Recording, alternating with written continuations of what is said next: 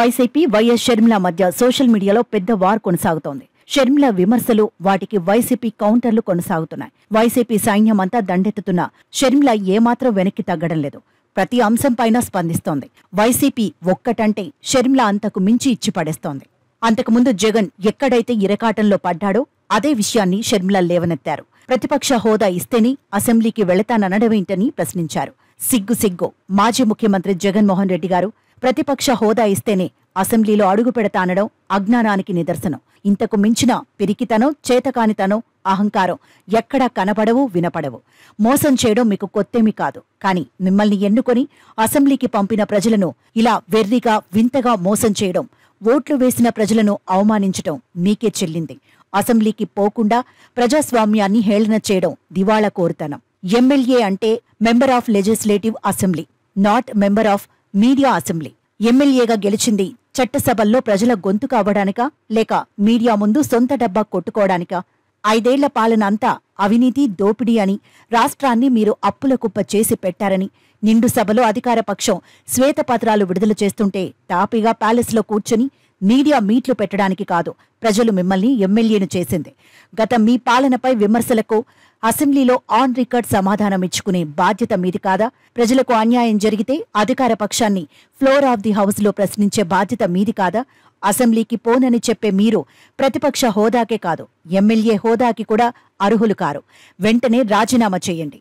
బడికి పోను అనే పిల్లోడికి టీసీ ఇచ్చి ఇంటికి పంపిస్తారు. ఆఫీసుకు పోననే పని దొంగను వెంటనే పనిలోంచి పీకేస్తారు. ప్రజా తీర్పును గౌరవించకుండా అసెంబ్లీకి పోను అంటూ గౌరవ సభను అవమానించిన వాళ్లకు ఎమ్మెల్యేగా ఉండే అర్హత లేదు. ఎమ్మెల్యేగా అసెంబ్లీకి పోనప్పుడు మీరు ఆఫ్రికా అడవులకు పోతారో, అంటార్కిటికా మంచులోకే పోతారో ఎవడికి కావాలి అప్పుడు? అసెంబ్లీకి పోని జగన్ అండ్ కో తక్షణమే మీ ఎమ్మెల్యే పదవులకు రాజీనామా చేయాలి అని కాంగ్రెస్ పార్టీ డిమాండ్ చేస్తోంది అని షర్మిల పేర్కొన్నారు. ఈ విమర్శలపై తాజాగా వైసీపీ కౌంటర్ ఇవ్వగా షర్మిల స్పందించారు.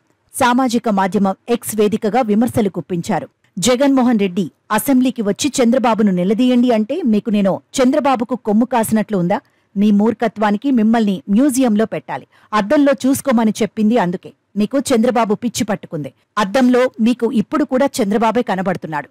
సోషల్ మీడియాలో నన్ను కించపరిచేంత ద్వేషం మీకు ఉంది. మాకు ద్వేషం లేదు, కానీ తప్పును తప్పు అని చెప్పే ధైర్యం ఉంది. ఒక ప్రతిపక్షం మరో ప్రతిపక్షాన్ని ప్రశ్నించకూడదని ఎక్కడైనా ఉందా? తప్పు చేస్తే ఏ పార్టీనైనా ప్రశ్నించే అధికారం మాకు ఉంది. అది అధికార పార్టీనా లేక ప్రతిపక్షమా అన్నది ముఖ్యం కాదు. జగన్మోహన్ రెడ్డి గారు అసెంబ్లీకి వెళ్లకపోవడం తప్పు కాబట్టే తప్పు అన్నాం. చట్టసభను గౌరవించకపోవడం తప్పు కాబట్టే రాజీనామా చేయమన్నాం. వైఎస్ఆర్ విగ్రహాలు కూల్చేస్తే నేనే స్వయంగా అక్కడికి వచ్చి ధర్నా చేస్తానని అధికార పార్టీ నాయకులు, కార్యకర్తలను హెచ్చరించింది నేనే. అసలు మీరు అధికారంలోకి వచ్చాక ఎన్టీఆర్ విగ్రహాలు కూల్చకుండా ఉంటే ఇప్పుడు ఈ పరిస్థితి వచ్చేది కాదు. మీరు అధికారంలో ఉన్నప్పుడు ఎన్టీఆర్ యూనివర్సిటీ పేరు మార్చకపోయి ఉంటే ఈరోజు వైఎస్ఆర్కి ఇంత అవమానం జరిగి ఉండేది కాదు. అసలు వైసీపీలో వైఎస్ఆర్ను, విజయమ్మను అవమానించిన వారే కదా పెద్దవాళ్లు. వైఎస్ఆర్ కాంగ్రెస్ పార్టీలో వైఎస్ఆర్ని ఎప్పుడూ వెళ్లగొట్టారు కదా. ఇప్పుడు ఉన్నది కేవలం వై అంటే వైవి సుబ్బారెడ్డి, ఎస్ అంటే సాయిరెడ్డి, ఆర్ అంటే రామకృష్ణారెడ్డి మాత్రమే ఉన్నారు. కనుక వైఎస్ఆర్ లాగా అసెంబ్లీలో పోరాటం మీకు చేత కాలేదు. మీకు మీడియా పాయింటే ఎక్కువ.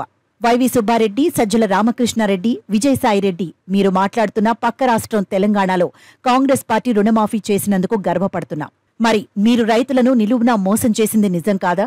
3,000 కోట్లతో ప్రతి ఏడాది ధరల స్థిరీకరణ నిధి అన్నారు. 4,000 కోట్లతో ప్రతి ఏడాది పంట నష్ట పరిహారం అన్నారు.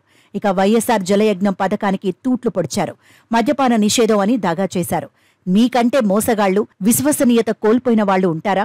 మీ వ్యక్తిగత ప్రయోజనాల కోసం శరీరంలో అణువణువున పిరికితనం పెట్టుకున్న మీరు బీజేపీతో అక్రమ సంబంధం పెట్టుకున్నారు. రాష్ట్ర ప్రయోజనాలను వైఎస్ఆర్ వ్యతిరేకించిన బీజేపీకి తాకట్టు పెట్టారు. మీ అహంకారమే మీ పతనానికి కారణం అని వైసీపీకి షర్మిల స్ట్రాంగ్ కౌంటర్ ఇచ్చారు.